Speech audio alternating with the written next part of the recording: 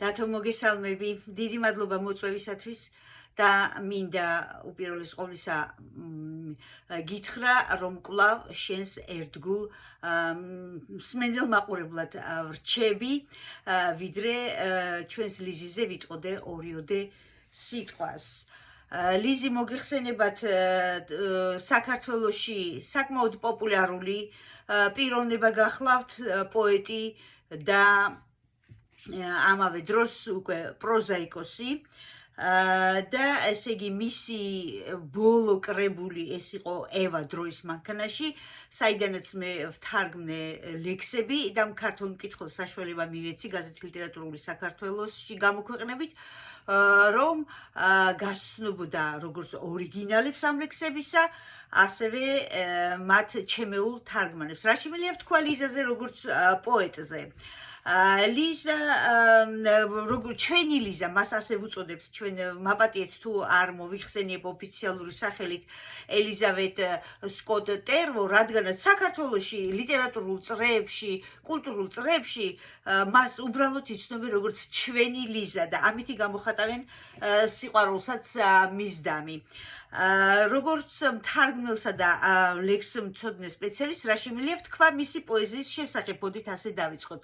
ეს ლექსები, ლიზას ლექსები არის, მე ვიტყოდი, რომ უფრო შინაგანი სულიერი გამოცდილების პროდუქტი წაკითხული ახალ დროში. საერთოდ არსებობს ასეთი აზრი ლიტერატურის ლექსოდნეობაში, რომ არსებობენ სამი ტიპის, სამი წყობის პოეტები. არიან პოეტი დესკრიპტორები, რომლებიც საკუთარ ცხოვრებას გადმოსცემენ ან ნარატიული, ან ლირიკული ფორმით, ან სხვადასხვა საშუალებებით, არიან პოეტები კრეატორები და არიან ასევე ძალიან მცირე კატეგორია პოეტებისა, რომელსაც უწოდებენ დესკრიპტორ კრეატორები, ანუ ეს არის ტიპის პოეტები, რომელშიც ცხოვრებისეული პირადი გამოცდილება და გამომგონებლობა რაღაცნაირად შერწყმულია ერთმანეთთან.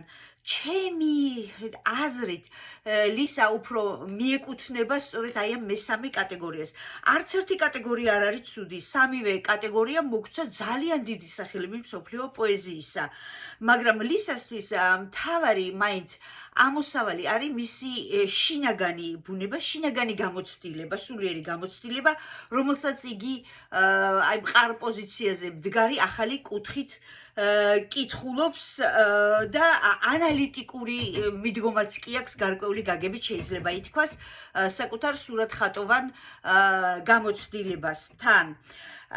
მისი ენა, როგორც მთარგმნელს შემიძლია ვთქვა, რომ არის ძალიან სადა, გარიდებული ყოველგვარ ორნამენტიკას და აი ეს მოჩვენებითი სისადავე სხვათა შორის, რომელზეც მე კიდევ ვაპირებ ყურადღების გამახვილებას, არის ის, რაც მოჩვენებული ფასადური სიმარტივე, რაც შეიძლება მკითხველს უქმნიდეს ილუზიას, რომ აი ამ პოეზიაში იმ ფასადს მიღმა არაფერი არა და ამ დროს ძალიან დიდი სიღრმეებია სინამდვილეში ჩადებული აი ამ მარტივ და სადა თქმებში.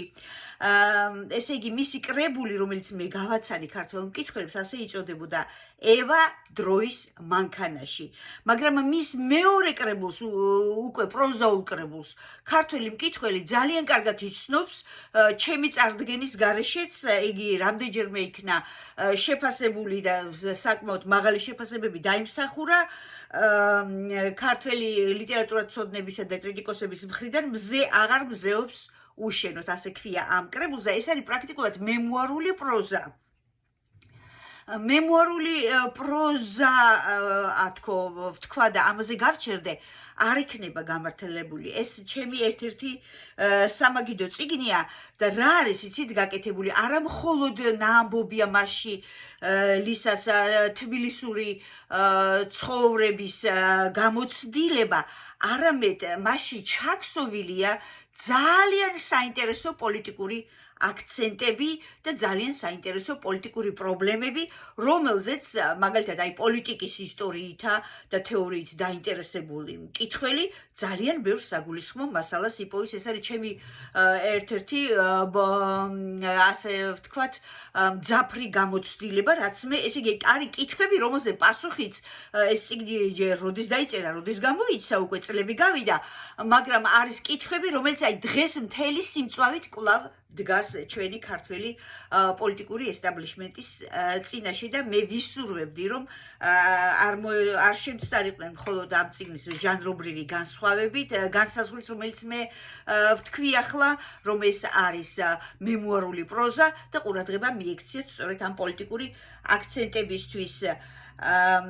ესე იგი, კიდე რა მინდოდა მეთქვა, ეს არის მისი ლექსები, რომელიც მე ვთარგმნე, ეს არ იყო ამ კრებულიდან ამონარიდი ერთადერთი თარგმანები ჩემი მის შესახებ გამოქვეყნებული და ასევე არ იყო, ესე იგი, პროზაული სხვა ნაწარმოებიც მაქვს მე მის მიერ თარგმნილი და მინდა რომ წაგიკითხოთ ერთი მისი ლექსი საქართველოს შესახებ. ძალიან მე დარწმუნებული ვარ, რომ ქართველმა მკითხველმა რაღაც გარკვეული დოზის სიამოვნება უკვე მიიღო ჩემი თარგმანებით. მე რამდენადაც შევძელი, ვინც ლიტერატურული საქართველოს მკითხველია, აი ამ გაზეთის მეშვეობით და ახლა მინდა ერთი მისი ლექსი წაგიკითხოთ, რადგან თემატურად სწორედ ჩვენს სამშობლოს და რაღაცნაირად მეჩვენება, რომ დღევანდელობასაც კი ეხმიანება.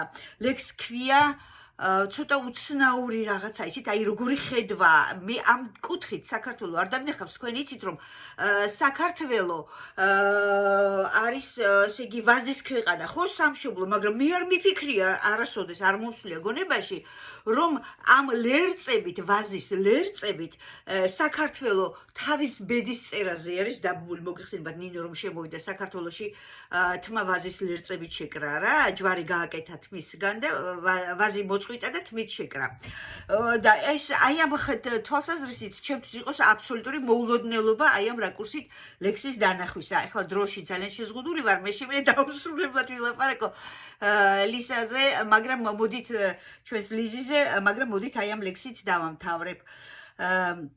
ჩემო საქართველო ლერწებით დამულო. უი, კიდევ ერთ ვიტყვი და პირდაპირ ლექსზე გადავალ. ეს არის ამავე დროს გაბმულია კავშირი ბიბლიასთან. ბიბლიაში არის ნათქვამი, ქრისტე ამბობს, რომ მამა ჩემიო მე ვენახეაო და ზედმეტ ლერწებსო სულ და გაკრიფავსო და დაწვავს, რაც არ არის ზედმეტი ლერწი, რაც არისო და მე მეჩვენება, რომ აქ ბიბლიური ალუზიაც მუშაობს. ახლა პირდაპირ ლექსი. ჩემო საქართველო ლერწებით დაბმულო, კლდეებზე პრომეთეს სისხლი რომ ატყვია, დახლართულ ფესვებში ხარ დატყვევებული, რომ არ დაიმჩნევენ ნაჯახს და ნატყვიარს. როდესაც ორივეს გვახრჩობდა რუსეთი, შენ ოქროს კურკაო ატმის, უტეხო და მედგარო, გონს მაჩნდი უსაფრთხო ისეთი. მუცლად პერსეფონეს თესლი მილპებოდა, ეს გონი ვაქციე შენად, კოლონიად, მოგტაცე სიმტკიცე და როცა ვსულელო, შენი სიყვარული, მე აზრი მგონია, ცენტრი ყველაფრისა ჩემო სასურველო, ლურჯ შორეც დაუბრუნდი, თუმცა ხიფაც არველი, დაე, ნუ დამივიწყებს მე შენი მფარველი. მადლობა ყურადღებისთვის, ეს იყო ნინო დარბეისელის ტრონი.